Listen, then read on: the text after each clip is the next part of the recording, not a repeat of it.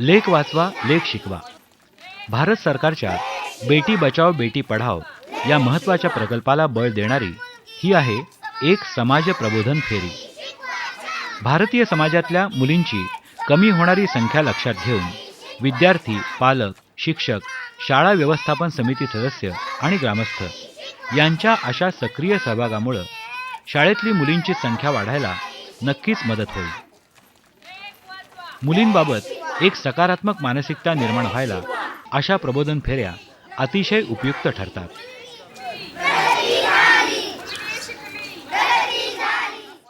देशाप्रमाणेच महाराष्ट्रातही मुलींच्या जन्माचं प्रमाण वेगानं कमी होतंय. यामुळे अनेक सामाजिक प्रश्न निर्माण होत आहेत. बेटी बचाओ बेटी पढाओ आणि प्रगत शैक्षणिक महाराष्ट्र या योजनेअंतर्गत मुलींचा जन्मदर वाढावा आणि प्रत्येक मुलगी शाळेत दाखल व्हावी यासाठी विशेष प्रयत्न करण्यात येत आहेत.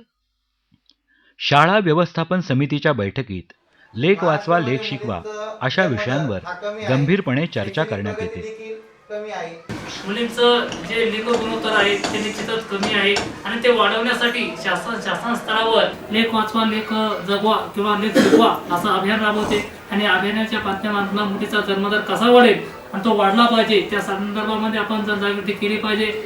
मुलींच्या जन्माचं स्वागत जर आपण केलं तर त्या कुटुंबामध्ये मुलीच्या जन्माबद्दल तिच्या प्रगतीबद्दल निश्चितपणे एक अभिमानाची बाब म्हणून समोर येईल. मुलगी जन्मतात तिला सुकन्या योजना म्हणून लाभ मिळतो. हा लाभ त्या मातेला सांगायचा आहे आणि सांगल्यानंतर ती उत्साह होईल. पुढची मुलगी जर झाली तर ती आनंदित होईल. शाळा व्यवस्थापन समितीच्या बैठकीत मुलींच्या कमी होणाऱ्या संख्येमुळे निर्माण होणाऱ्या विविध समस्यांवर आणि उपाययोजनांवर चर्चा होते. शासनाच्या शिक्षण विभागातले अधिकारी अशा बैठकीत सहभागी होऊन मार्गदर्शन करतात. तिच्या क्षमतेनुसार एक आदर्श नागरिक घडेल या दृष्टिकोनाने मी तुम्ही पुढील शिक्षण घेतलं पाहिजे ह्या दृष्टीने तुमच्याकडनं सुद्धा प्रयत्न होणं गरजेचं आहे. मुलींच्या जन्माचं स्वागत करण्यासाठी जिल्हा परिषद शाळा दरेगाव जिल्हा जालना इथल्या व्यवस्थापन सदस्यांनी नवजात मुलगी जन्मलेल्या घरी जाऊन अभिनंदन करण्याचा आगळा वेगळा उपक्रम सुरू केलाय.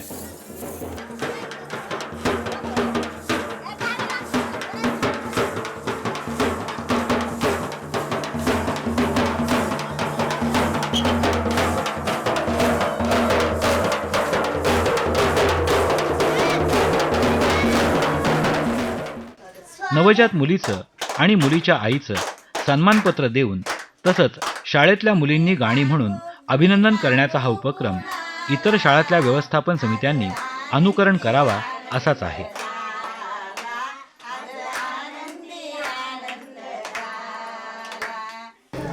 आमच्या घरच्यांना बी खूप आनंद झाला. मुलगी झाल्याबद्दल काही नाराजी नाही, कधी काही नाही. मी सरदार सिंह चौहान यांची मुलगी आहे. आम्ही तिघी बहिणी आहे आणि एक स्त्री म्हणून स्त्रियांना सांगते की जेवढा मुलगा झाल्यावर त्याचं स्वागत केलं जातं तेवढं मुलगी झाल्यावर सुद्धा स्वागत करावं. शाळेतील शिक्षक आणि व्यवस्थापन समिती सदस्य दरवर्षी सर्वेक्षण करून 6 ते 14 या वयोगटातील सर्व मुले मुली यांची पटनोंदणी करण्याचं महत्त्वाचं काम करतात. थोर समाजसुधारक आणि मुलींसाठी पहिली शाळा सुरू करणाऱ्या क्रांतिज्योती सावित्रीबाई फुले यांच्या कार्याला वंदन करून मुलींना शिक्षणाच्या मुख्य प्रवाहात सामील करून घेण्याच्या कामात मदत करणं हे प्रत्येकाचं कर्तव्य आहे. शाळेत मुलींसाठी स्वतंत्र स्वच्छतागृह नसल्यामुळे मुली येत नाहीत. हे लक्षात घेऊन बेटी बचाओ बेटी पढाओ या योजनेत मुलींसाठी स्वच्छ आणि पाण्याची सोय असलेल्या स्वतंत्र स्वच्छतागृहांसाठी प्राधान्य देण्यात येत आहे.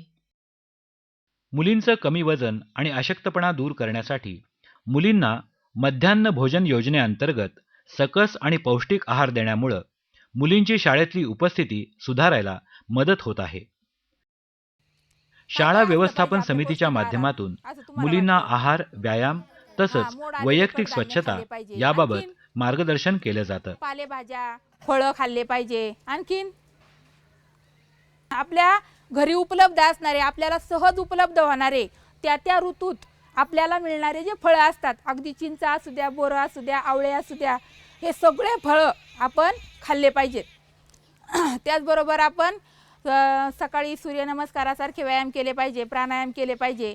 वयाप्रमाणे शरीरात होणारे बदल, मासिक पाळी, सॅनिटरी नॅपकिन्सचा वापर अशा विविध प्रश्नांची माहिती मुलींना देण्याचा प्रयत्न शाळा व्यवस्थापन समितीच्या माध्यमातून केला जातो. स्वच्छ धुतले पाहिजेत म्हणून मुलींनो आता आपल्या घरी पण सांगायचं सॅनिटरी नॅपकिन आणायला, आपल्या आईला सांगायचं, आजीला सांगायचं. त्याचप्रमाणे आपल्या शाळेमध्ये मॅडमनी ती सोय उपलब्ध करून ठेवलेली आहे. मुलींची नियमित वैद्यकीय तपासणी होण्यासाठी शाळा व्यवस्थापन समिती कार्यरत असते. शाळेतल्या मुलींचे बालविवाह रोखण्यासाठी शाळा व्यवस्थापन समिती विशेष लक्ष देते. शालेय व्यवस्थापन समितीने त्यामध्ये अतिशय लक्ष घातलं पाहिजे.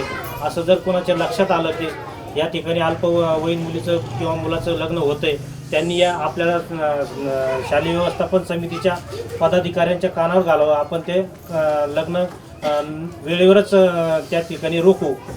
मुलींचे कोणत्याही प्रकारे लैंगिक शोषण होणार नाही याबद्दलची योग्य काळजी शाळा व्यवस्थापन समितीनं घेणं आवश्यक आहे.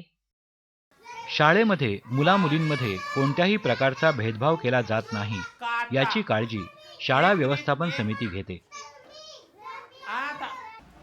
मुलांप्रमाणेच मुलींचा वाढदिवस शाळेत साजरा करण्याचा उपक्रम शाळांमध्ये करण्यात येतो. अशा कार्यक्रमात उपस्थित राहून मुलींचं अभिष्ट चिंतन करण्याच्या कामात व्यवस्थापन समिती सदस्य सहभागी होतात. मुलींमधले कलागुण ओळखून त्यांना आवश्यक सुविधा उपलब्ध करून देऊन प्रोत्साहन देण्याचा प्रयत्न व्यवस्थापन समितीच्या माध्यमातून केला जातो. पालक आणि ग्रामस्थांचा उदंड प्रतिसाद या निमित्तानं दिसून येतो.